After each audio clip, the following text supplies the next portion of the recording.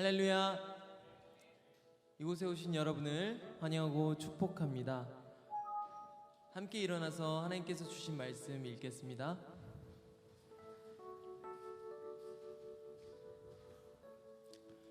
태초에 말씀이 계시니라. 이 말씀이 하나님과 함께 계셨으니 이 말씀은 곧 하나님이시라. 아멘. 함께 찬양하며 봉헌하시겠습니다.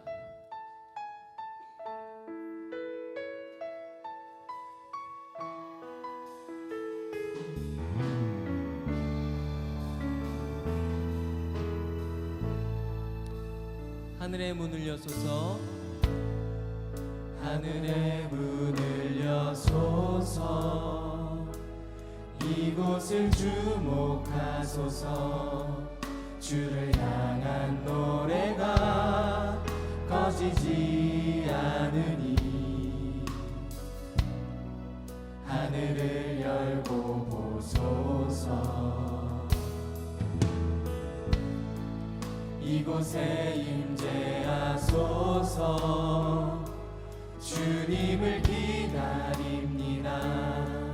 기도의 향기가 하늘에 닿으니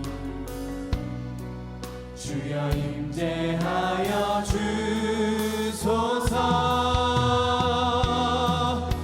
이곳에 오셔서 이곳에 앉으소서.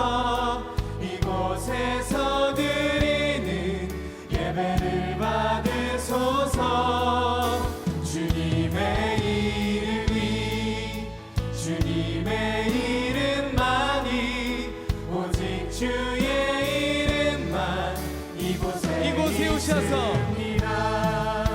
이곳에 오셔서 이곳에 앉으소서. 이곳에서 드리는 예배를 받으소서.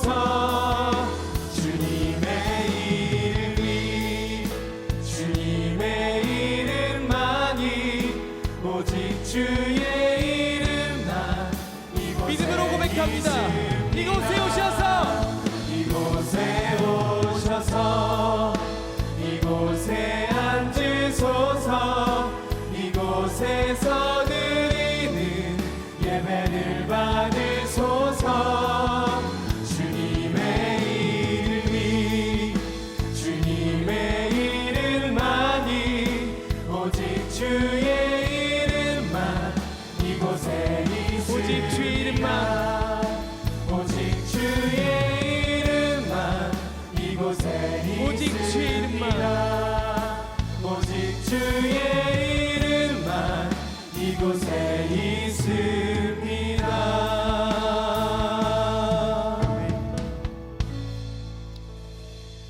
하나님, 우리의 삶을 하나님께 드립니다. 완전하신 하나님께 드립니다. 찬양받기 합당하신 하나님께 드립니다. 우리의 찬양과 우리의 봉헌을 하나님 받아주시고, 하나님 우리의 억눌리고 우리의 부족하고 우리의 연약하고 나약한 삶을 하나님 그 완전하신 하나님께서 보호하시고 만져주시고 다시 한번 새롭게 하여 주시옵소서. 그렇게 우리가 다시 한번 죄의 고백으로 하나님 회개 앞으로 나아갑니다. 함께 참회의 기도로 기도하시겠습니다.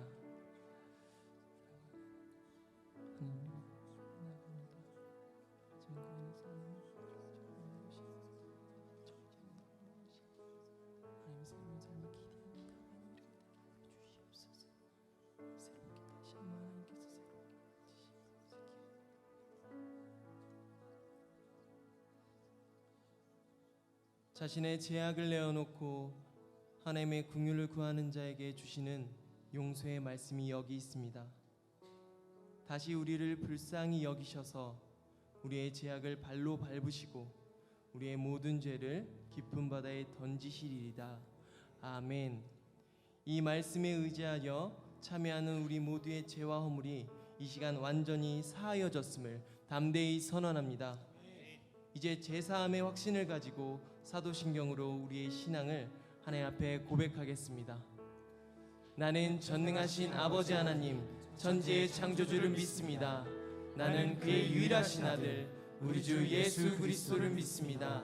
그는 성령으로 잉태되어 동정녀 마리아에게서 나시고 본디오 빌라도에게 고난을 받아 십자가에 못 박혀 죽으시고 장사된 지 사흘 만에 죽은 자 가운데서 다시 살아나셨으며 하늘에 오르시어 전능하신 아버지 하나님 우편에 앉아 계시다가 거기로부터 살아있는 자와 죽은 자를 심판하러 오십니다.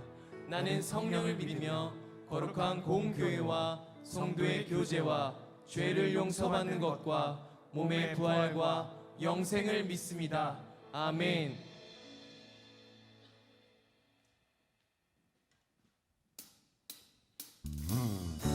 우리 함께 박수치며 함께 찬양합시다.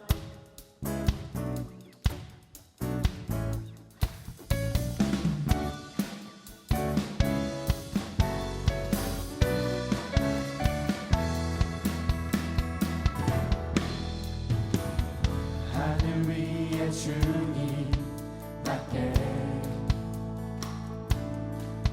내가 사모할 자 이 세상에 없네. 내 맘과 힘을 믿을 수 없네. 오직 한 가지 그 진리를 믿네. 주는 나의 힘이요 주는 나의 힘이요 주는 나의 힘이요 영원히 주를 의지하리. 주는 나의 힘이요 주는 나의 힘이요 주는 나의 힘이요 영원히 주를 의지하리. 영원히. 이것이 우리의 고백인 줄 믿습니다. 할렐루야. 우리 한 번 더 고백할까요? 하늘 위에 주님 밖에 내가 사모할 자 이 세상에 없네. 내 맘과 힘을 믿을 수 없네. 오직 한 가지 그 진리를 믿네. 주는 나의 힘이요 주는 나의 힘이요 주는 나의 힘이요 영원히 주를 의지하리. 주는 나의 힘이요 주는 나의 힘이요 주는 나의 힘이요 영원히 주를 의지하리. 한 번 더. 주는 나의 힘이요 주는 나의 힘이요 주는 나의 힘이요 영원히 주를 의지하리. 주는 나의 힘이요 주는 나의 힘이요 주는 나의 힘이요 영원히 주를 의지하리. 우리의 고백으로 주는 나의 힘이요 주는 나의 힘이요 주는 나의 힘이요 영원히 주를 의지하리. 주는 나의 힘이요 주는 나의 힘이요 주는 나의 힘이요 영원히 주를 의지하리. 주는 나의 힘이요 주는 나의 힘이요 주는 나의 힘이요 영원히 주를 의지하리. 주는 나의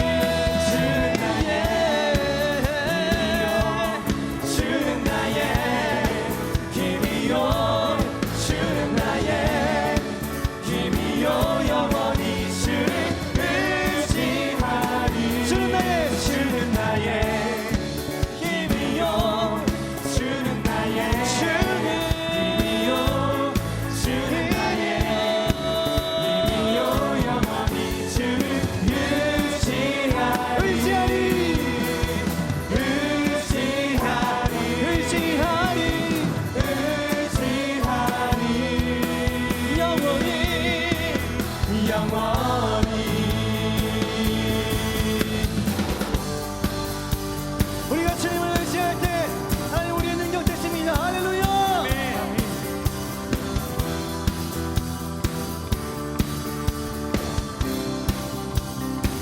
주신신하심 주신신하심 놀라와 죄인의 마음은 흔드네 자비의 물가로 인도하시니 그 무엇도 끊지 못해 주여 기억하소서 주 백성 자녀들 진실한 주님의 약속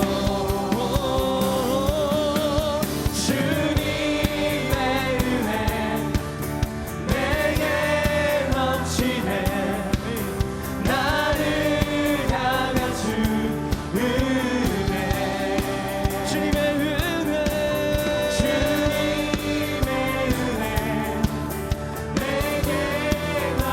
우리 믿음으로 선포합시다. 나를 향한 주네 공의와 사랑 놀라와 약한 자들 없으시네 구원의 노래로 인도하시니 만 백성 함께 찬양해 주여 기억하소서 주 백성 자녀는 진실한 주님의 약속 주여 기억하소서 주 백성 자녀들 진실한 주님의 약속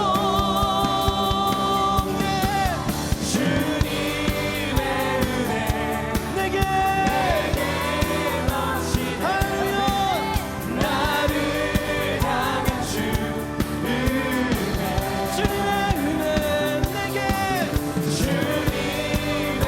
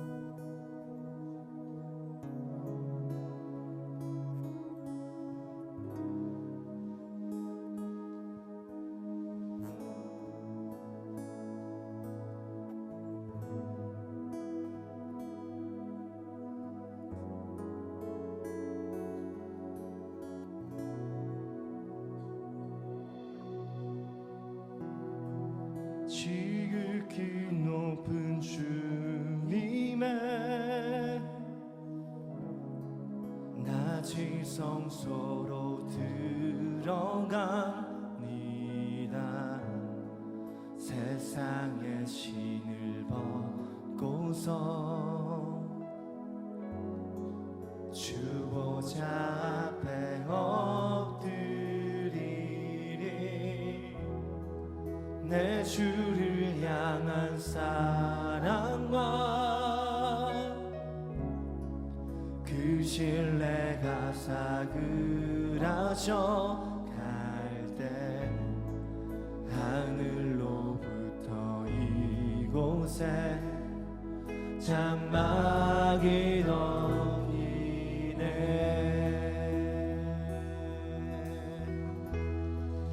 이곳을 덮으소서. 이곳을 비추소서. 내 안에 무너졌던 모든 소망 다 회복하리니.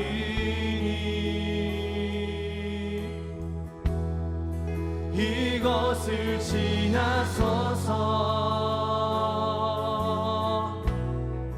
이곳을 만지소서.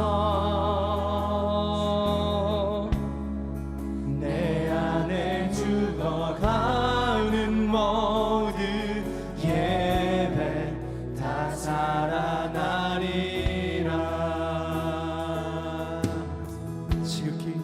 지극히 높은 주님의 낮은 성소로 들어가니. 세상의 신을 벗고서 주 보좌 앞에 엎드리리. 내 주를 향한 사랑과 그 신뢰가 사그러져 갈 때 하늘로부터 이곳에 장막이 덮이네.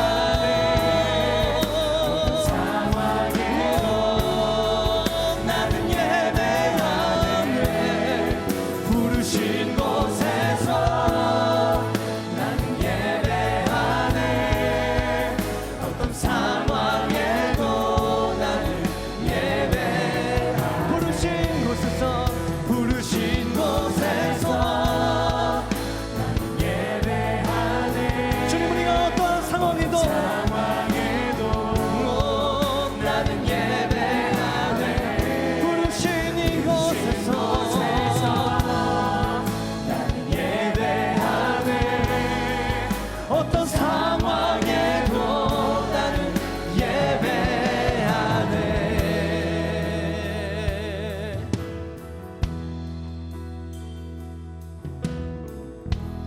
따스한 성령이 마음으로 보내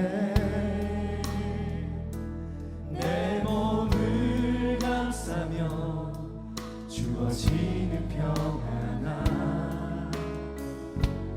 만족감을 느끼네. 따스한 성령님 따스한 성령님 마음으로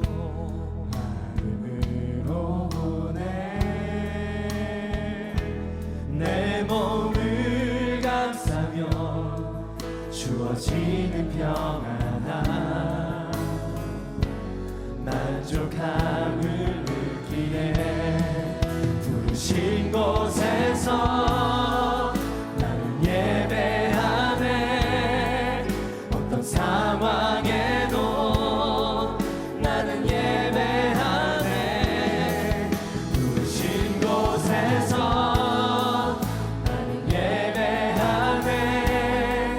어떤 상황에도 나는 예배하네.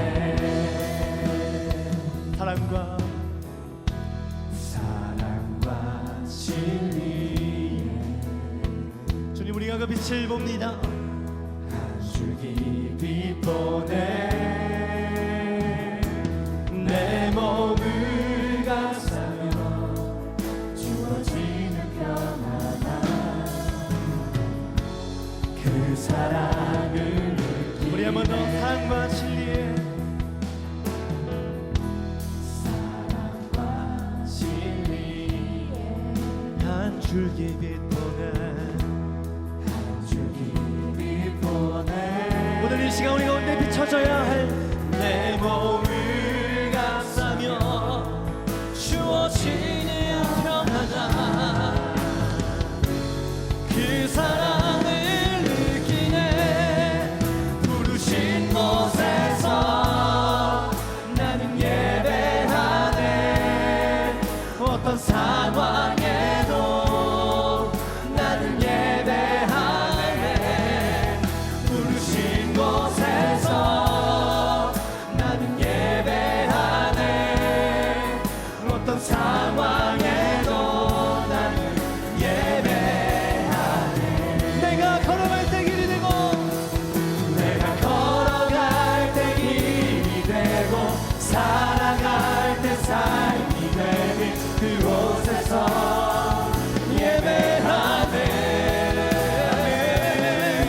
내가 걸어갈 때 길이 되고 살아갈 때 삶이 되는 그곳에서 예배하네. 부르신 곳에서 나는 예배하네. 어떤 상황에도 나는 예배하네. 부르신 곳에서 나는 예배하네. 어떤 상황에도 나는 예배하네. 부르신 곳에서 부르신 곳에서 예수님 나는 예배하네. 하나님이 부르신 우리의 모든 자리들 가운데에 하나님 어떤 환경과 상황이 다가올지라도 주님을 바라봅니다. 부르신 곳에서 예배하네.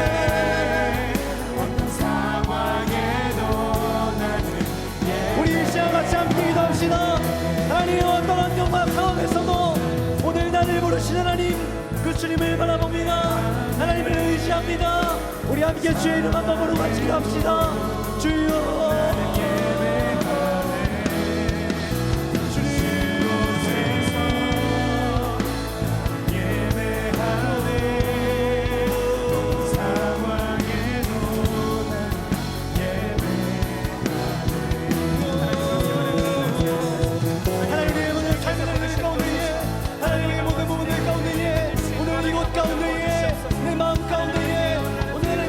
지으시고 창조하신 이 앞에 주여 이 시간 나아갑니다.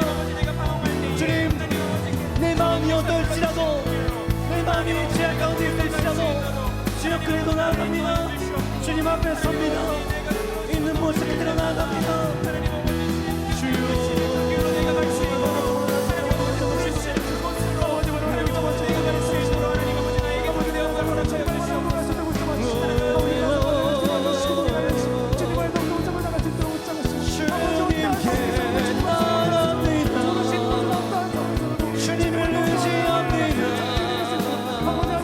어떠한 상황에도 어떠한 환경에도 어떠한 마음일지라도 주님 내 마음이 나를 속일지라도 우리의 환경이 우리를 방해할지라도 세상이 우리를 속이려 할지라도 주님을 바라봅니다.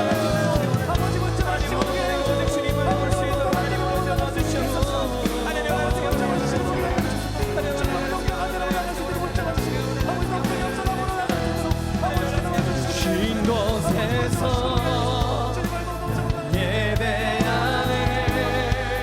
어떤 상황에도 나는 예배하네.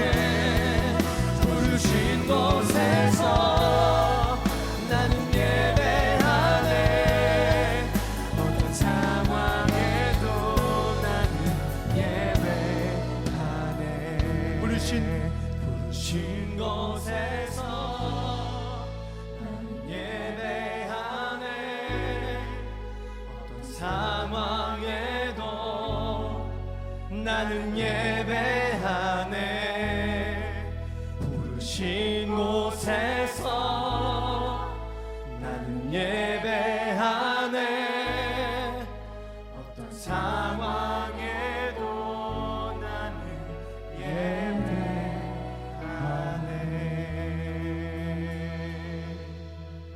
자리에 일어나 하나님의 말씀을 경청하겠습니다. 오늘 우리에게 주시는 하나님의 말씀은 시편 16편 1절부터 11절까지의 말씀입니다. 하나님이여 나를 지켜주소서. 내가 주께 피하나이다. 내가 여호와께 아뢰되 주는 나의 주님이시오니 주 밖에는 나의 복이 없다 하였나이다. 땅에 있는 성도들은 존귀한 자들이니 나의 모든 즐거움이 그들에게 있도다. 다른 신에게 예물을 드리는 자는 괴로움이 더할 것이라. 나는 그들이 드리는 피의 전제를 드리지 아니하며 내 입술로 그 이름도 부르지 아니하리로다. 여호와는 나의 산업과 나의 잔의 소득이시니 나의 분깃을 지키시나이다. 내게 줄로 재어 준 구역은 아름다운 곳에 있으며 나의 기업이 실로 아름답도다. 나를 훈계하신 여호와를 송축할지라. 밤마다 내 양심이 나를 교훈하도다. 내가 여호와를 항상 내 앞에 모시며 그가 나의 오른쪽에 계심으로 내가 흔들리지 아니하리로다. 이러므로 나의 마음이 기쁘고 나의 영도 즐거워하며 내 육체도 안전히 살리니 이는 주께서 내 영혼을 수월에 버리지 아니하시며 주의 거룩한 자를 멸망시키지 않으실 것임이니이다. 주께서 생명의 길을 내게 보이시리니 주의 앞에는 충만한 기쁨이 있고 주의 오른쪽에는 영원한 즐거움이 있나이다. 아멘. 모두 자리에 앉겠습니다.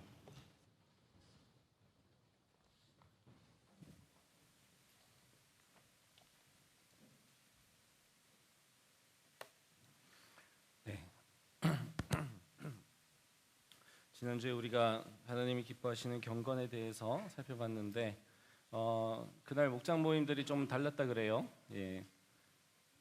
네, 감사합니다. 네, 저도 이제 목장 모임을 좀 탐방을 했는데 제가 갈 때마다 목사님 이거 좀 드시라고. 저는 고아와 가부가 아님에도 불구하고 굉장히 많은 보살핌을 받고 훈훈한 분위기가 너무 좋았습니다.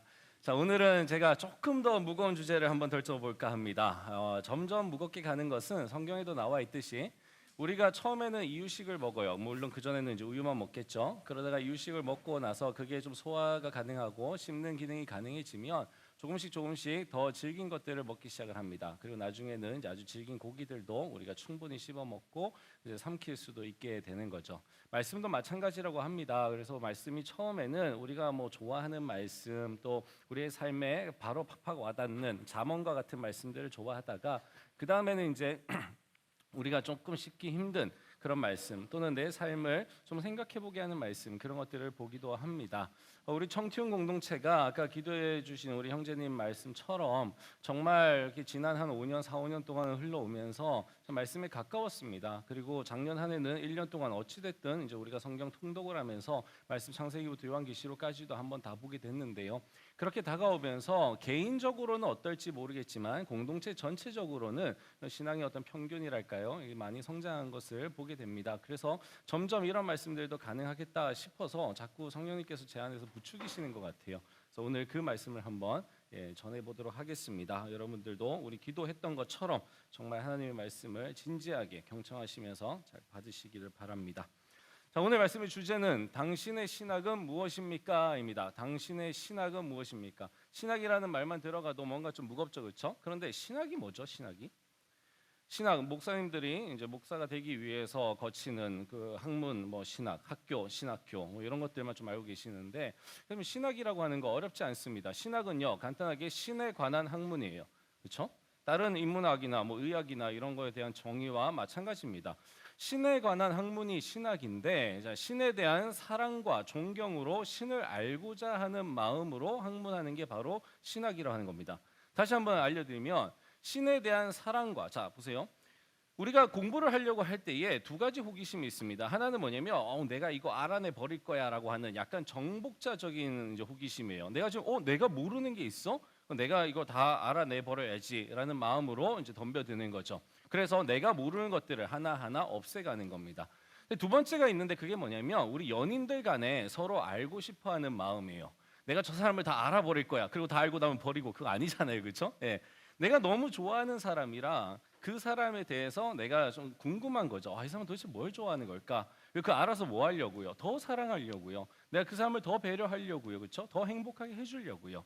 신학은 바로 두 번째라는 겁니다. 우리가 하나님, 살아계신 하나님에 대해서 사랑과 존경의 마음으로 그 하나님을 알고자 하는 마음, 바로 이것이 신학을 하는 마음입니다. 이것만 있으면 여러분들은 다 신학을 하시게 되는 거예요. 자, 그러면 신을 안다라는 게 도대체 무슨 말일까요? 한 세 가지로 나눌 수 있겠습니다. 첫 번째는 신의 마음을 이해한다라는 거죠. 우리가 하나님의 마음을 이해한다라는 거. 두 번째로는요, 신의 의도를 파악한다라는 겁니다.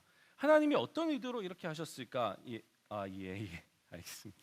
마이크 잠깐 교체하고 가시겠습니다. NG.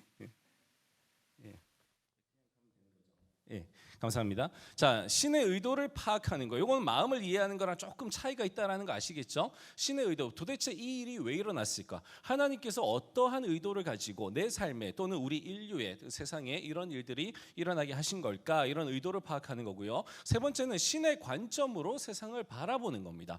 나의 관점도 아니고 다른 인문학적인 관점도 아니고 하나님이 세상을 바라보시는 관점으로 바라보는 거예요. 하나님이 나를 바라보시는 관점으로 바라보는 거고 하나님이 너를 바라보시는 관점으로 바라보게 되는 겁니다. 자, 이런 관점에 대해서 배우는 게 신학입니다. 자, 그러면 우리가 신을 알 수 있는 유일한 방법이 하나 있는데 그게 뭔지 아십니까? 네, 계시라고 하는 겁니다. 우리가 신을 알 수 있는 방법은요, 우리 쪽에서 다가갈 수 있는 방법은 하나도 없습니다. 왜냐하면 신이 우리보다 큰 존재이기 때문이에요. 만약에 신이 강대상이라면 우리는 이 강대상에 접근해서 다 알 수 있어요, 그렇죠? 이렇게 생겼구나 하고 다 파악할 수 있습니다. 그런데 이 강대상이 지금 우리가 생각한 것보다 훨씬 커요. 그럼 어떻게 되냐면 우리가 잘 아는 이야기처럼 장님 코끼리 만지는 것처럼 돼버립니다. 내가 분명히 만지고는 있는데, 내가 분명히 보고는 있는데 그 실체를 다 알 수가 없게 되는 거예요. 우리가 파악하고 있는 우주라고 하는 게 그렇잖아요, 그렇죠? 아직도 무궁무진하게 우리가 알지 못하는 우주의 부분들이 있습니다. 그런 것처럼 하나님은 우리가 알 수 없을 정도로 어마어마하게 크신 존재이기 때문에 우리가 하나님에게 다가가는 건 하나님께서 우리 측에다가 보여주시는 거. 하나님이 만약에 손바닥 보여주시면 우리는 그거 정도 알 수 있다라는 거예요. 하나님이 이 손가락 하나 보여주시면 그거 정도 알 수 있다라는 겁니다. 근데 이것도 하나님이 보여주셔야지만 알 수 있다라고 하는 겁니다. 그래서 그게 하나님의 계시인데, 자, 신뢰할 수 있는 유일한 계시가 있죠. 그 얘기는요, 신뢰할 수 없는 계시도 되게 많죠, 그렇죠?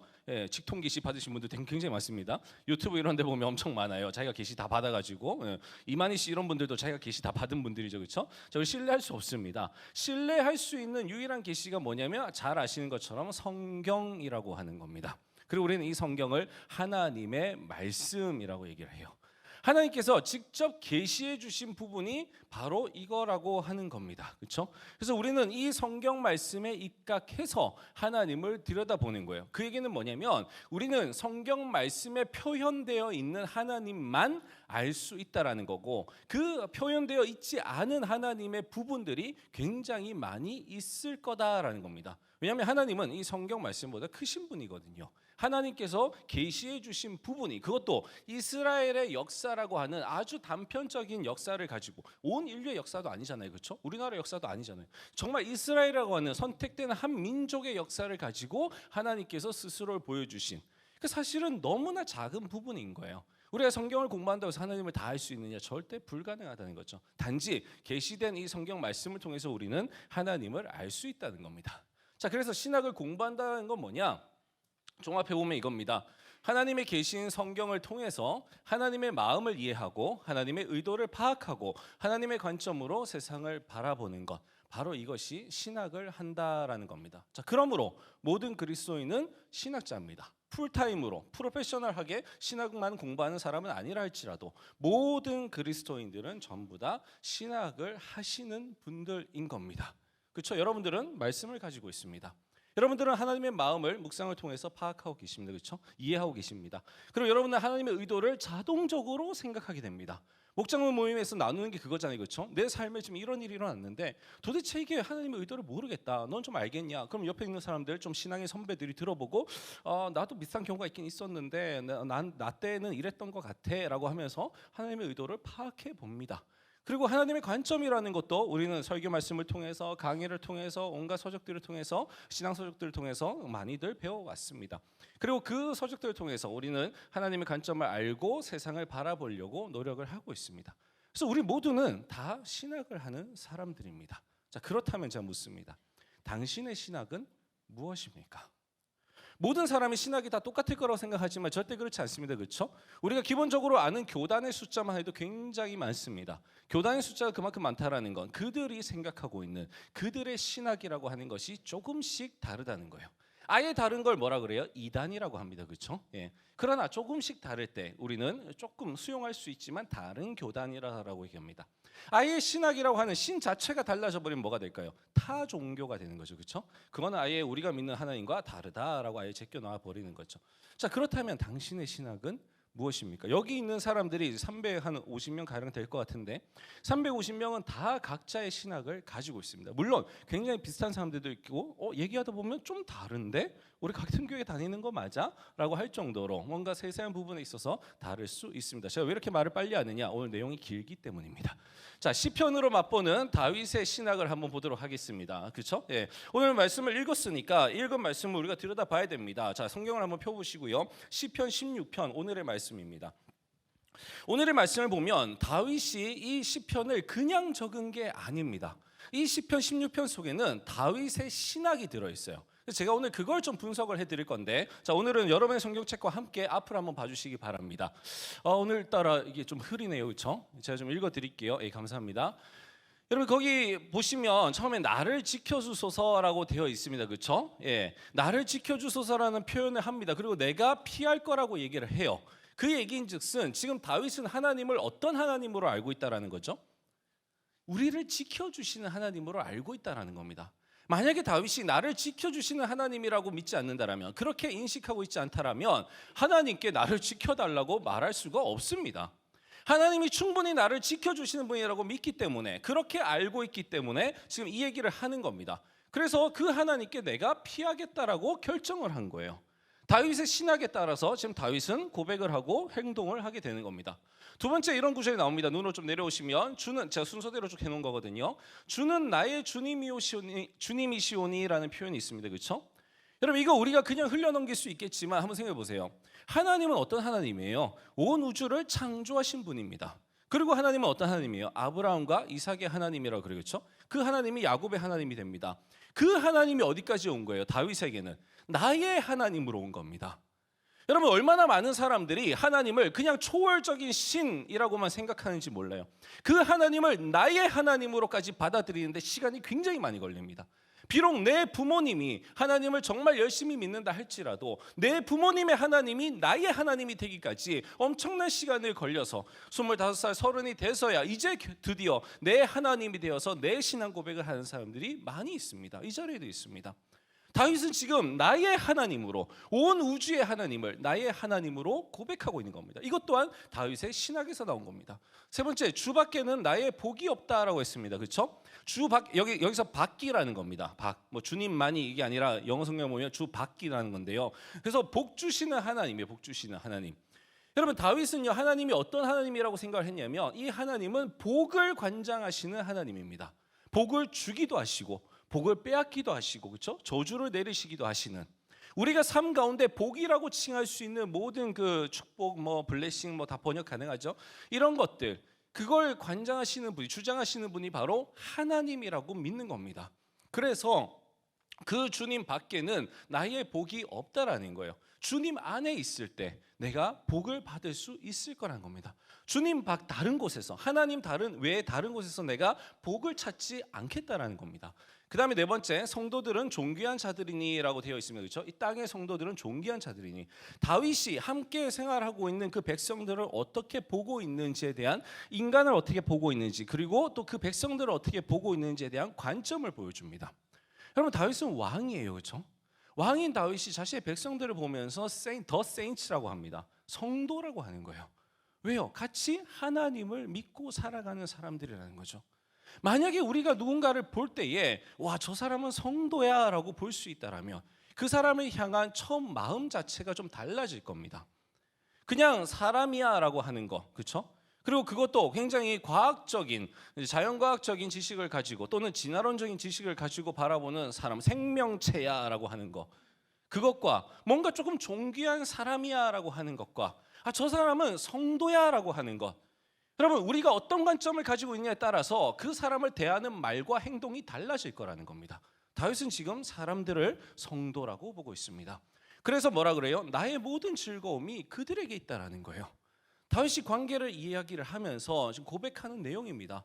나와 그들의 관계가 즐거움을 나누는, 내 모든 즐거움이 그들 속에 있다라고 표현할 정도로 즐거움 나누는 관계라는 거예요. 자, 다른 신에게 어쩌고저쩌고 하면서 뭐 괴로움이 이런 부분이 나옵니다. 그렇죠? 이게 뭐예요? 우상 숭배에 대한 겁니다. 우상 숭배를 벌하시는 하나님에 대해서 다윗은 고백하고 있는 거예요.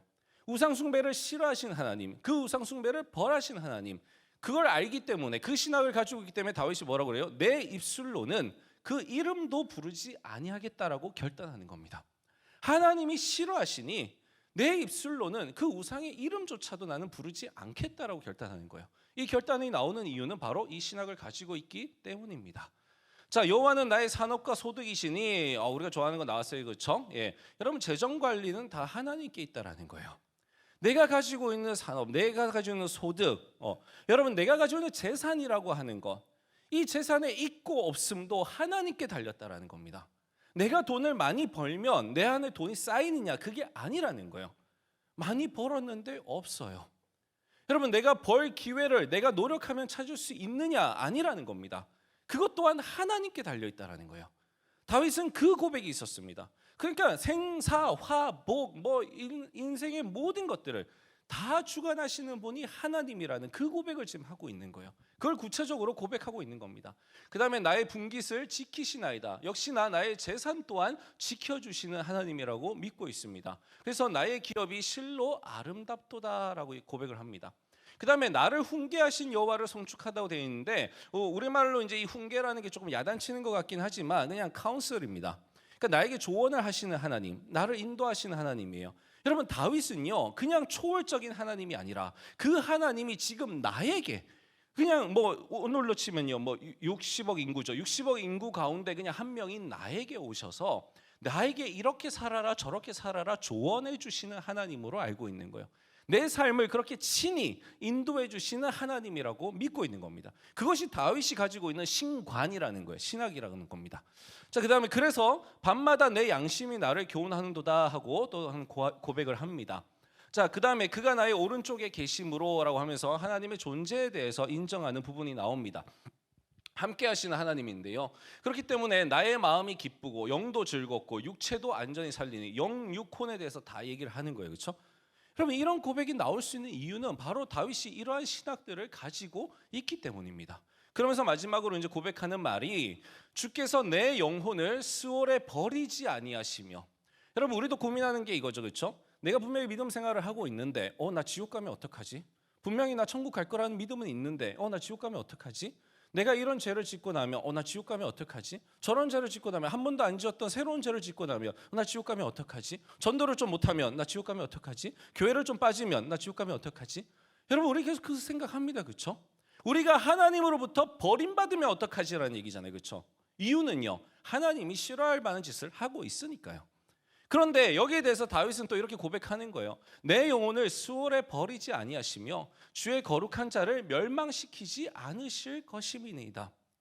여러분 이런 고백에서 우리가 믿고 있는 고백과 비슷한 걸 찾아볼 수 있습니다. 우리는 성도의 견인이라 그래서 하나님께서 한번 택하신 성도는 끝까지 이끌어 가신다라는 그런 믿음을 가지고 있습니다. 우리 장로교가 가지고 있는 믿음인데요. 여러분들이 어떻게 타락을 하시든 어떻게 죄를 지으시든 하나님께서 그 죄 자체는 미워하시겠죠. 그러나 그것 때문에 여러분들을 지옥에 쳐넣지는 않을 거라는 겁니다. 하나님이 나를 돌아오게 하실 거라는 거예요. 어떻게 해요? 밤마다 나에게 조언하시겠죠. 그렇죠? 훈계하시겠죠. 그렇게 나를 돌아오게 하실 거라는 겁니다. 이 사람 저 사람 붙여줘서 또 나에게 돌아오게끔 하시겠죠. 여러분 이런 걸 우리가 믿는다라고 하는 거죠. 그 다음에 11절입니다. 주께서 생명의 길을 내게 보이시리니 주의 앞에는 충만한 기쁨이 있고 주의 오른쪽에는 영원한 즐거움이 있나이다. 기쁨과 즐거움 또한 우리 주님께 있다라고 하는 이 고백으로 이 시편은 맞춰지고 있습니다. 이 시편을 통해서 우리는 다윗이 어떠한 신학을 가지고 어떠한 신앙을 세웠으며 그 신앙으로 어떻게 하나님께 고백하고 있고 또한 다윗의 다른 부분에 나와 있는 삶을 통해서 어떻게 다윗이 이러한 삶을 살았는가에 대해서 우리는 알 수 있습니다. 한 사람의 신학이라고 하는 것이 이렇게 중요한 거예요. 자, 그렇다면 또 한 번 묻습니다. 당신의 신학은 무엇입니까? 여러분들 한 사람 한 사람이 하나님에 대해서 가지고 있는 그 신관은 무엇이며 여러분들이 인간을 바라보고 있는 그 인간에 대한 관점은 무엇이고 여러분들이 세상을 바라보고 있는 그 렌즈는 무엇입니까? 여러분들의 신학은 무엇입니까? 자, 나의 언행은요 나의 신학으로부터 나옵니다. 문제는 이제 이렇게 안 돼서 문제인데요. 그렇죠? 예. 만약에 진지하게 신앙생활을 하시는 분들이라면 여러분들이 가지고 있는 그 신학의 토대 위에 여러분들의 신앙이 세워졌을 것이고 그 신앙으로 여러분의 행동이 나올 것입니다. 물론 그 사이에 괴리가 있죠. 그렇죠? 우리는 알지만 그렇게 행동하지 않습니다. 왜 그럴까요? 듣기는 들었는데 그게 나의 신학이 되지 않았기 때문이에요. 마치 보편적인 하나님이 초월적인 하나님이 나의 하나님이 안 된 것과 동일합니다. 내가 주어들은 신학이라고 하는 것이 나의 신학이 되지 않은 거예요. 내가 거기에 대해서 생각하지 않고 흘려버린 겁니다. 그랬기 때문에 신학을 알고는 있지만 분명히 바른 신학을 배웠지만 분명히 세상을 보는 눈과 인간을 바라보는 눈과 하나님을 바라보는 눈을 배웠지만 그러나 내가 그렇게 살아내지를 못하는 거예요. 그래서 제가 자꾸만 묻는 겁니다. 여러분의 신학이 뭐냐는 거예요. 그 신학 위에 세워져 있는 것만이 여러분의 신앙이라고 하는 겁니다. 나머지는요 그냥 교과서적인 말들을 들은 거예요. 여러분들이 그것에 많이 노출되어 있었기 때문에. 그러나 그것이 여러분의 신학으로 정립되어 있지 않다면 그건 여러분 것이 아닙니다.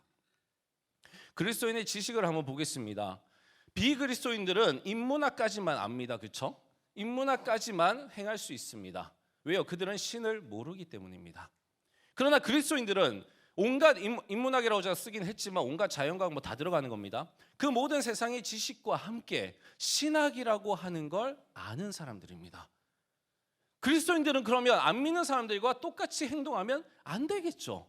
왜냐하면 이 신학을 알고 있으니까요. 이것이 바로 오늘 제가 여러분들에게 던지는 질문입니다. 신학을 토대로 판단하고 우리는 행동을 해야 됩니다. 신학으로 세상을 봐야 되고요. 신학으로 인간을 판단해야 되고 신학으로 환경을 판단해야 됩니다. 신학으로 정치를, 신학으로 경제를, 신학으로 심리를, 신학으로 성공을, 신학으로 가정을, 결혼을, 학업을, 직업을, 삶을, 죽음을, 행복을 이 모든 걸 다 인문학이 아니라 신학으로 판단을 해야 됩니다. 그런데 사실 여러분들은 그렇게 하고 계실 겁니다. 왜냐하면 여러분들이 인문학 수업이나 여러 가지 강의를 통해서 이 모든 것들에 대해서 듣는다 할지라도 이미 여러분들이 알고 있는 아까 우리가 봤던 그 신학, 성경을 통해서 알고 있는 그 지식들이 있습니다. 그 신학적 지식들이 발동을 하게 될 겁니다. 그래서 여러분들이 들은 그 인문학 수업에 대해서 비판을 하게 되는 거죠. 성경에서는 이렇게 얘기했는데, 성경에서는 이렇게 말하던데 라고 하는 거예요. 그게 바로 신학화하는 작업입니다. 그 작업을 통해서 여러분들은 판단을 하셔야 된다는 거예요. 자, 제가 예를 좀 들어드리겠습니다. 인문학적인 사랑이란 개념이 있고 신학적인 사랑이란 개념이 있어요. 뭐가 다른지 한번 봅시다. 자, 인문학적인 사랑의 개념입니다. 아마 가장 지고한 사랑의 개념을 이걸로 볼 수 있지 않을까 싶어요. 부모의 자녀를 위한 헌신적 사랑. 여기다가 죽음이라는 걸 넣을 수도 있겠죠, 그렇죠? 죽음까지도 감수해내는 그 부모님들의 자녀를 향한 사랑. 아마 이 사랑이 인문학에서 찾아낼 수 있는 가장 지고의 사랑이 아닐까 싶어요. 근데 신학에서는요, 이거 당연히 다 수용하죠, 그렇죠? 이건 사랑입니다. 그러나 하나님의 인류를 위한 헌신적 사랑을 얘기를 합니다.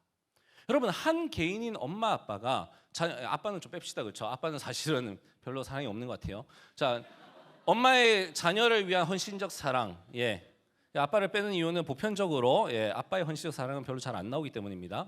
물론 특별한 아빠들이 있어요. 그걸 예외를 인정하지 않는 건 아닙니다.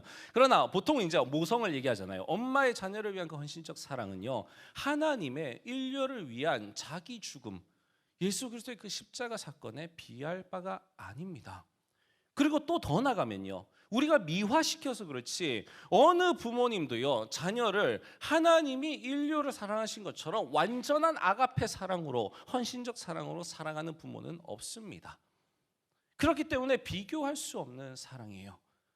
여러분, 우리가 이 사랑을 알고 있는 사람과 이 사랑은 모르고 요것까지만 알고 있는 사람이 누군가를 사랑한다고 했을 때 할 수 있는 행동은 달라야 되는 겁니다. 그런데 오늘날 문제는요, 우린 똑같이 살아가고 있어요. 안 믿는 사람들이 인문학적인 사랑을 가지고 하는 그 사랑조차도 못하고 있다는 겁니다. 왜요? 우리 안에 바로 하나님의 말씀이, 이 성경이 있음에도 불구하고 왜 그런 건데요? 저 사랑을 나의 신학으로 삼지 않으셨기 때문입니다.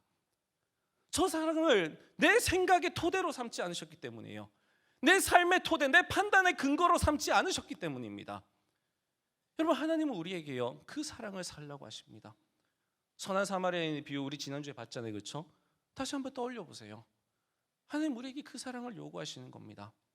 친구를 위해서 죽을 수 있는 사랑을 얘기를 하세요, 그렇죠? 조금 더 줄이면요, 오른편 뺨, 왼편 뺨 얘기 아시잖아요, 그렇죠? 겉옷을 달라고 한 사람에게 속옷까지도 줘라 아시잖아요. 여러분, 그 사랑을 알고 있는 사람이 우리가 세상에서 내가 알지 못하는 사람이라 할지라도 그 사람에게 주는 그 사랑은 달라야 된다라는 거죠. 또 하나를 보겠습니다. 인문학적인 자녀 양육과 신학적인 자녀 양육입니다. 앞으로 우리도 다 자녀를 낳고 할 텐데요, 한번 살펴보죠. 인문학적인 자녀 양육, 여러분 내 새끼 내 맘대로 아닌가요, 그렇죠? 의학적 지식만 볼까요? 처음에 내가 이제 우리 사이에 자녀가 태어납니다. 그럼 내 새끼예요, 그렇죠? 태어났다, 의학적 지식입니다. 거기다가 인문학적인 지식이 더해집니다. 이 자녀를 사랑해야 된다라는 거죠, 그렇죠? 그리고 키워야 된다는 겁니다. 거기에 뭐가 들어가요? 윤리 도덕이 들어가는 겁니다.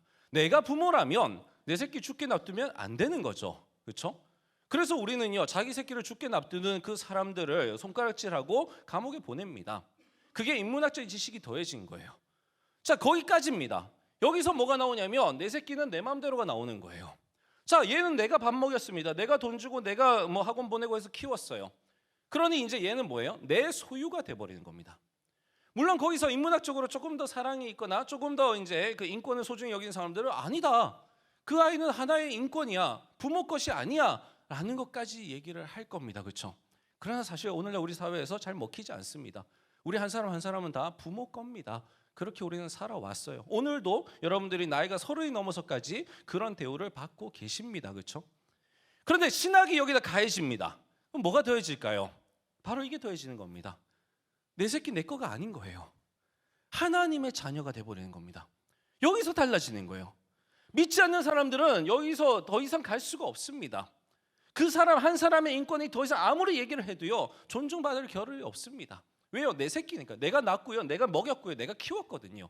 내가 투자한 게 있기 때문에 내가 건져내야 되는 겁니다. 그런데 신학이 들어가면 달라지는 겁니다. 진짜 이 아이의 인권이 살아나기 시작을 하는 거예요. 왜요? 내 새끼가 아니기 때문입니다. 하나님이 내게 주셨다라는 거예요. 여기까지만 알아도 대박입니다. 그런데 성경 공부를 좀 더 해보면 한 단계 더 나갑니다. 그렇죠? 어디까지 갈까요? 청지기 신학이라는 게 있습니다. 우리는 물질에서뿐만 아니라 우리에게 주어진 모든 것들에 대해서 청지기로 살아가야 됩니다. 그래서 어떻게 해야 돼요? 잘 키워내야 됩니다. 그렇죠? 하나님 새끼니까, 죄송합니다. 하나님의 자녀니까, 예.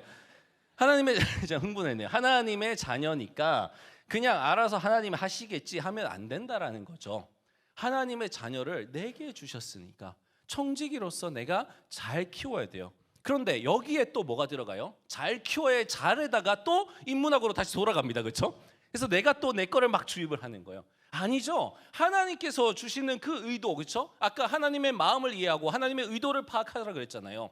하나님의 마음과 하나님의 의도, 그리고 하나님의 그 관점으로 내 아이를 보는 거죠. 하나님의 자녀를요. 그리고는 하나님의 의도대로 이 아이를 키우려고 하는 겁니다. 여러분, 이게 신학을 아는 사람이 다른 점이에요. 신학을 토대로 삼고 살아가는 사람은 이런 면에서 아이 하나 키우는 것도 달라진다라는 겁니다. 무슨 말인지 이해가 되시나요? 그러면 제가 묻겠습니다. 어제가 세월호 2주기였습니다. 이 세월호 사건에 있어서 여러분의 신학은 무엇입니까? 기독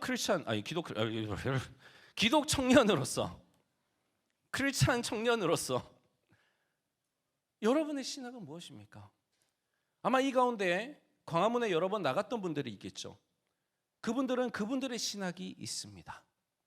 한 번도 안 나가신 분들도 있겠죠. 그분들은 그분들의 신학이 있습니다. 이 세월호라는 사건 앞에 진실되고 솔직하게 임하셨다라면 여러분들이 내린 그 판단, 움직이든 움직이지 않든 그 판단은 여러분들의 신학의 토대로 세워졌을 겁니다.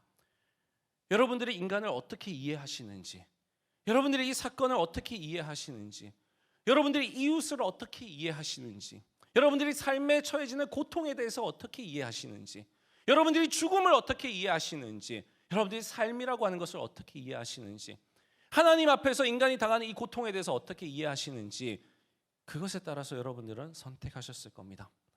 내가 뭔가 사랑을 안다고 했을 때, 내가 이걸 행동으로 옮겨야 되겠다. 아니면 나는 일단은 좀 관망해야 되겠다. 그럼 이것도 여러분들의 신학에 드러납니다. 예를 들면요, 복음주의 신학이라고 하는 게 있습니다. 우리 교단과 같은 교단들을 얘기하는데요, 이 사람들은요 잘 움직이지 않습니다. 움직이긴 하되 소극적입니다.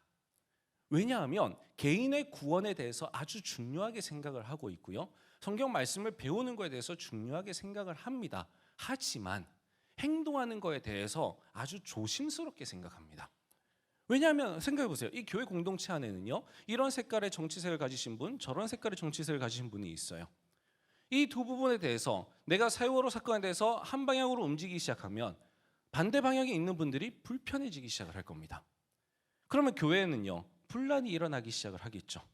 그렇기 때문에 이 부분에 대해서 관여하지 않는 겁니다. 그리고 관망합니다. 그리고 뭐라고 안위를 할까요? 그래, 개인 구원이 중요한 거야, 우리는 전도에 힘쓰자라고 얘기를 하는 겁니다. 그러나 이런 문제를 보고 넘어갈 수 없는 교단이 있습니다. 그런 신학이 있습니다. 행동파 신학들이 있어요. 이 사람들은 얘기합니다. 교회가 어떻게 가만히 있을 수 있느냐? 하나님의 사랑을 알고 예수 그리스도의 사랑을 아는 사람들이 어떻게 광화문 광장에 모이지 않고 여기서 예배만 자기들끼리만 드릴 수 있느냐? 여기서 박수만 치면 다냐? 저 죽어 사는 사람들의 고통은 내 몰라라 하고, 절에서는 와서 저렇게 예불 드리고, 가톨릭이나 다른 단체들에서는 저렇게 오는데 왜 교회는 오지를 않느냐? 이런 이야기 들어보셨을 겁니다. 그 사람들은 그들의 신학을 가지고 있는 거예요.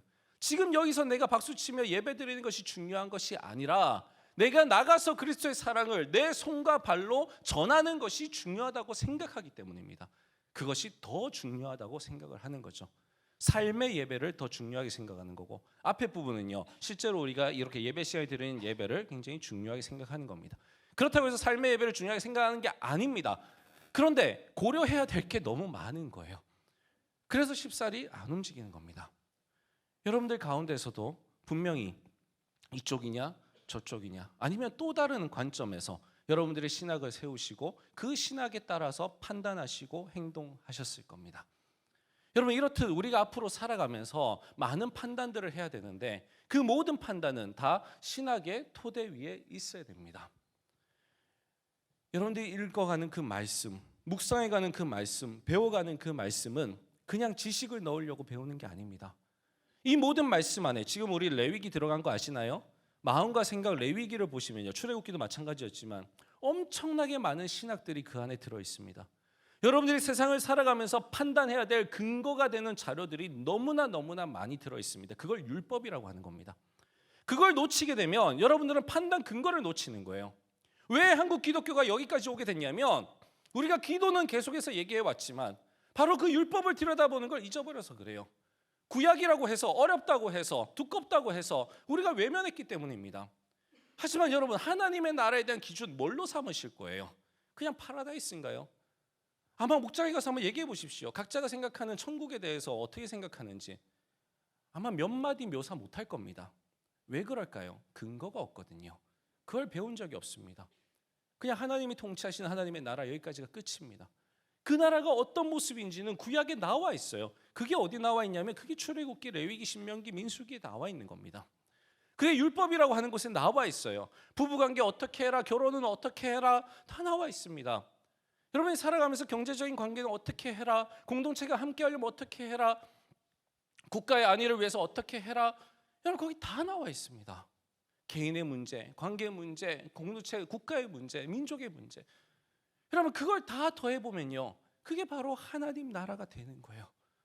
그 근거를 가지고 천국은 이런 곳이구나, 그거 가지고 살아가면서 이 땅에서 그러면 천국을 내가 행하면서 살아야 되겠다, 이 땅에서 내가 천국을 누리면서 살아야 되겠다, 이 땅에서 내가 천국을 확장시키면서 살아야 되겠다. 어떻게 해요? 전체는 못 바꾸잖아요.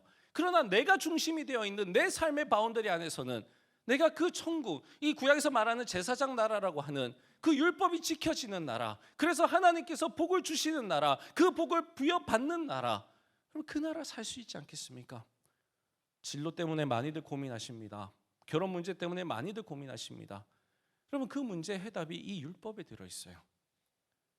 이 율법 속에 여러분들이 어떻게 어떤 길을 가야 될지가 나와 있습니다. 제가 신방을 하면 청년들이 하는 얘기가 이겁니다. 목사님, 내가 기도해봤는데요, 이제는 좀 기도할 힘도 안 나고요, 이제는 좀 기도해도 안 되더라고요. 제가 벌써 30년 넘게 제 신앙생활하고 기도했는데 라고 얘기를 합니다. 글쎄, 첫 번째는 기도를 어떻게 해왔는지가 일단 궁금합니다. 어떤 기도를 어떻게 해왔는지가 궁금하고, 두 번째는 기도와 함께 이 말씀의 토대를 얼마나 알고 있는지가 궁금합니다. 여러분 기도라고 하는 건 우리가 비나이다 개념으로 가면 여러분 1월 성신을 비는 거하고 뭐가 다르겠어요? 하나님은 그렇게 기독교를 주지 않았습니다. 분명히 본인이 계시해 주셨고 무엇을 판단 기준으로 삼을 것인지 알려주셨어요. 본인의 마음이 무엇인지 알려주셨고 무엇이 근거인지 파악할 수 있도록 도와주셨습니다. 그것을 알 때에 내가 이 진로냐 저 진로냐 택할 수 있을 거예요. 그걸 알고 하나님 앞에 기도할 때에 여러분들은 판단할 수 있게 될 겁니다. 근데 그걸 모르면요 판단 못합니다. 하나님이 그냥 이쪽이야 저쪽이야 하면 얼마나 좋겠어요. 그러나 여러분 해봤잖아요. 하나님 그렇게 안 해요. 왜요? 하나님께서는요 그렇게 답을 주시는 분이 아닙니다. 인생을 하나님과 함께 동행하기를 원하시는 분이에요. 우리가 주체적으로 주도적으로 우리의 인생을 살아가도록 이끌어 주시는 분이지 그냥 물고기만 잡아다 주시는 분이 아니라는 겁니다. 고기 잡는 법을 알려주시기 위해서 그 하나하나의 판단을 여러분들에게 맡기시는 거예요. 여러분 진로가 해결되면 끝나나요? 그 다음에 이직이 있지 않습니까? 그때마다 어떻게 하실 건데요? 결혼을 한번 하고 나면 끝나나요? 아니요. 그 많은 부부 생활의 싸움들, 결정해야 될 문제들 얼마나 많아요. 시댁 식구들, 처가 식구들, 여러분들이 판단해야 될 그 판단의 능력을 키워야 되는 거지. 여러분 그 판단 때마다 하나님께서 이쪽이야 저쪽이야 아니라는 거예요. 하나님은 우리가 성숙하기를 원하십니다. 성장하기를 원하세요. 여전히 어린아이로 있기를 원하지 않으십니다. 그래서 기도만으로는 안 되는 거예요. 이걸 알아야 됩니다. 이제부터 묵상을 해 나가실 텐데 마음과 생각에 레위기 부분 이제 들어갔습니다. 여러분 그 레위기를 한번 찬찬히 읽어보십시오. 여러분들이 판단할 수 있는 근거, 예배 생활이라든지 또는 아까 말씀했던 삶의 예배라든지 하나님 앞에 우리가 어떻게 해야 된다라는 거 다 나와 있습니다. 앞으로 여러분이 그걸 발견해 가면서 이렇게 하면 되겠구나. 하나님이 이런 것까지도 주관하고 계시네. 마치 오늘 시편에서 다윗이 우리에게 보여준 것처럼 그 많은 하나님의 모습들, 하나님 무엇을 좋아하시고 싫어하시는지 그런 것들 우리가 하나하나 체크해 가면서 그것대로 순종하며 살아갈 때에 하나님이 이미 예비해 두시고 이미 계시해 주신 바로 그 복이 우리에게 당연히 임하게 될 줄로 믿습니다. 그 복을 다 누리시는 저와 여러분 되시기를 간절히 축원합니다. 기도하겠습니다. 하나님 아버지, 하나님은 우리에게 친히 계시를 해주셨는데 그 계시의 성경을 가지고 있으면서도 우리는 그 성경을 열어보지 않습니다. 문체가 어렵다는 이유로, 아니면 책이 두껍다는 이유로, 옛날 이야기라는 이유로, 성경이라고 하는 그냥 그 이유만으로도 우리는 그 속에 계시되어 있는 하나님의 기준을 보지 않습니다. 하나님은 그 기준 안에 다 넣어 놓으셨는데, 그래서 우리 하나님을 믿는 사람들이 어떻게 다윗처럼 기뻐하고 즐거워하고 행복해하며 살아갈 수 있는지를 알려주셨는데 우리는 그걸 들여다보지 않습니다. 그리고 많이 들었던 그 설교에서조차도 그걸 내 삶의 토대로 삼지 않습니다. 그건 내 삶의 토대로 삼고 그대로 살아가려고 애써야 되는 부분인데 지금 우리는 그렇게 하지 않으면서 복만 달라고 합니다. 하나님이 세우신 교회는 그런 교회가 아닌데, 하나님이 만드신 이 예배는 그렇게 하라고 있는 예배가 아닌데, 주님 우리는 자꾸만 복 달라고 어린아이처럼만 합니다. 하나님 이제는 좀 더 성숙한 신앙으로 자라가길 원합니다.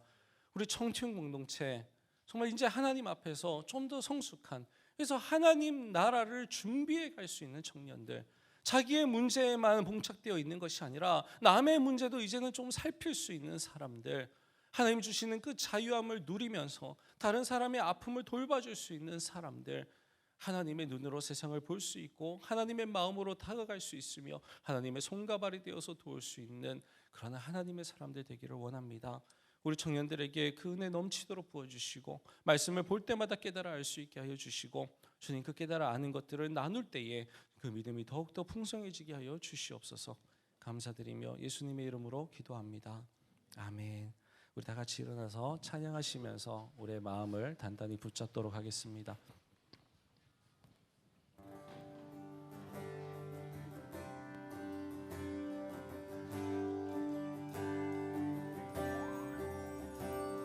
주님의 마음을 본받는 자, 그 맘에 평강이 찾아오니 험악한 세상을 이길 힘이 하늘로부터 임함이로다.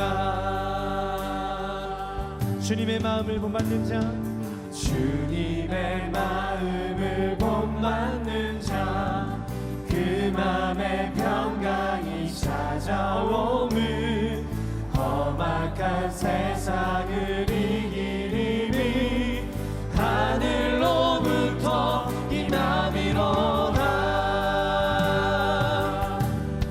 주님의 마음, 주님의 마음 본받아 살면서 그 거룩하신 나도 이루리. 주 모습 내 눈에 안 보이며 그 음성 내 귀에 안 들려도 내 영혼 날마다 주를 만나 신령한 말씀을 배우도다. 주님의 마음, 주님의 마음 본받아 살면서 그 거룩하신 나도 이루리. 가는 길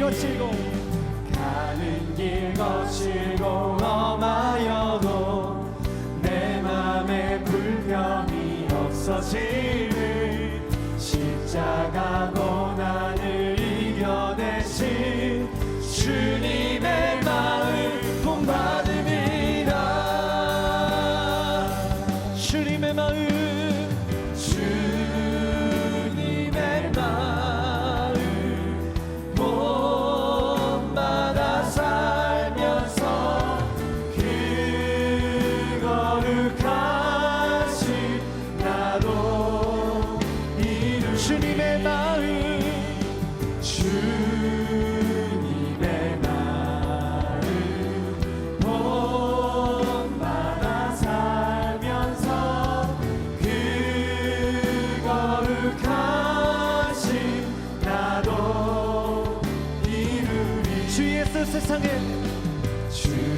예수 세상에 다시 오실 그날의 무성도 변화하여 주님의 빛나는 그 영상을 다 함께 보며 주 찬양하리. 우리 한 번 더 주 예수 세상에 주 예수 세상에 다시 오실 그날의 무성도 변화하여 주님의 빛나는 그 영상을 다 함께 보며 주 찬양하리. 할렐루야. 주님의 날을 본받아 살면서 그 거룩하신 나로 이루리. 주님의 마음 주님의 마음 본받아 살면서 그 거룩하신 나도 이루리. 주님의 마음 본받아 살면서 그 거룩하신 나도 이루리. 이 시간 우리 잠깐 우리 세월호의 희생자 가족들과 여러 피해자들 우리 그들을 위해서 짧게나마 기도했으면 좋겠습니다. 분명 우리는 2년 전에 함께 하겠다라고 내가 찾아가지는 못하고 어떻게 실질적인 도움을 줄지는 모르지만 그래도 기도하겠다라고 다짐을 해왔을 겁니다. 근데 내 삶이 바쁘다 보니까 사실은 많이 잊고 지냅니다. 기도할 게 참 많다 보니까 너무 멀리만 있습니다. 그래도 오늘만큼은 우리가 다 같이 예배당에 모였으니 그들을 위해서 우리에게 주신 특권인 중보기도라는 걸 좀 해볼까 합니다. 우리가 무엇으로 어떻게 돕겠습니까?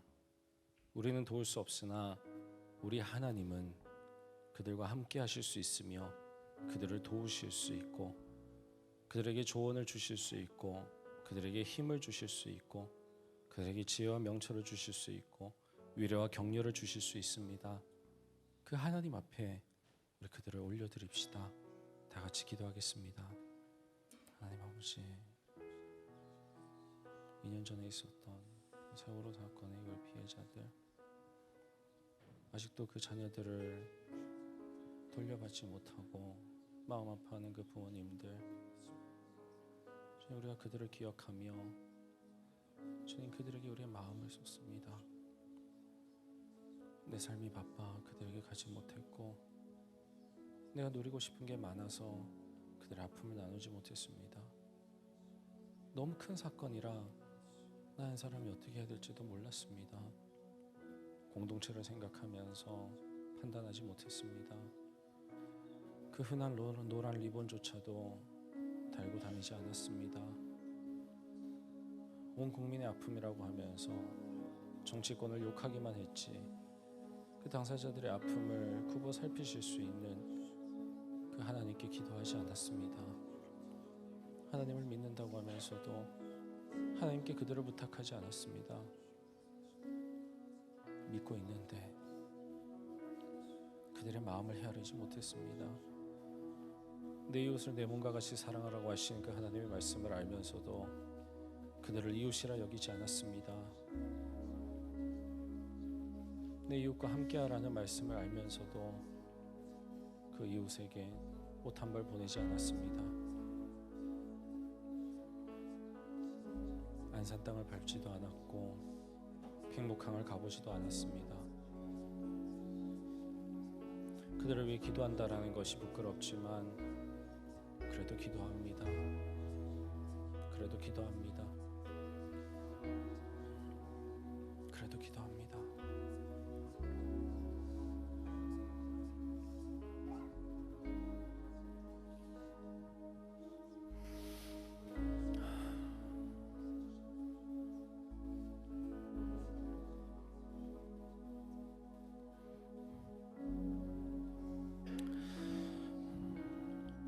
이 시간 제가 하나 더 요청하겠습니다. 여러분 편하게 자리에 앉으셔서 제가 마지막에 드렸던 질문 한번 생각해 보시면서 마음에 나오는 대로 기도해 보시기 바랍니다. 나의 신학은 무엇인가? 이 세월호 사건 앞에서 내 행동 하나하나 돌아보시면서 나는 어떤 신학을 가지고 있는 사람인가? 나는 하나님을 뭐라고 고백하며 살아가는 사람인가? 나는 성경 말씀을 어떻게 여기며 살아가는 사람인가? 나는 이웃의 범위를 어디까지 생각하고 있는 사람인가? 나는 복음서에 있는 그 이야기들을 어떻게 여기며 살아가는 사람인가? 이 시간 우리 조용히 묵상하며 기도하며 나아가겠습니다.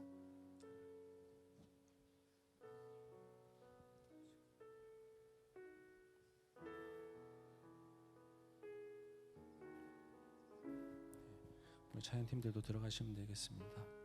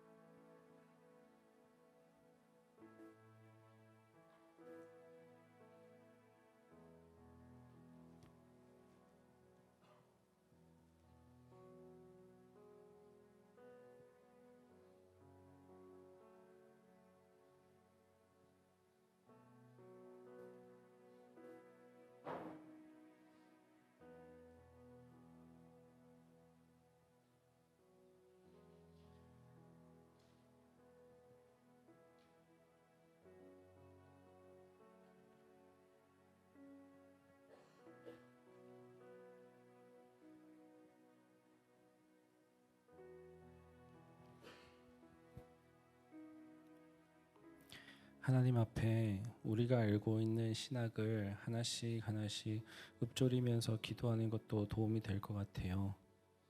고백하는 거죠. 다윗의 시편처럼. 그러면서 그 신학을 내 삶의 토대로 정립해 나가는 겁니다.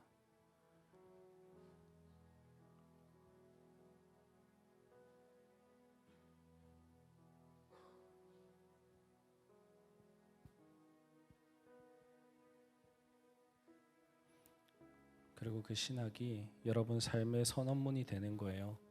나는 이런 사람이다. 나는 이런 하나님을 믿는 사람이다. 나는 이렇게 살아가는 사람이다. 난 이것을 옳다고 여기며 이것을 틀리다고 생각하는 사람이다. 하나하나 세워가는 거죠.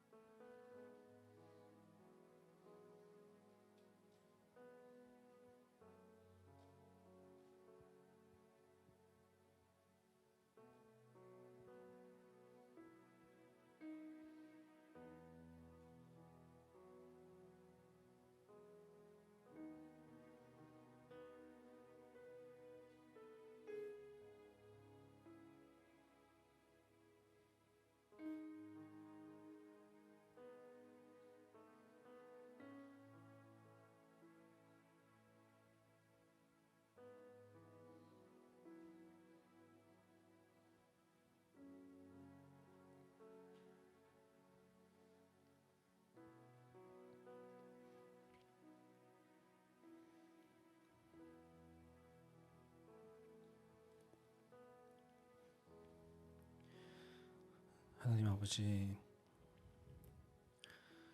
우리가 무엇을 믿고 있는지, 우리가 무엇을 근거로 우리의 판단을 하고 있는지, 우리가 그 판단을 어떻게 실행에 옮기며 살아가고 있는지 하나하나 따져볼 여유도 없이 바쁘게 살아만 가는 청년들입니다.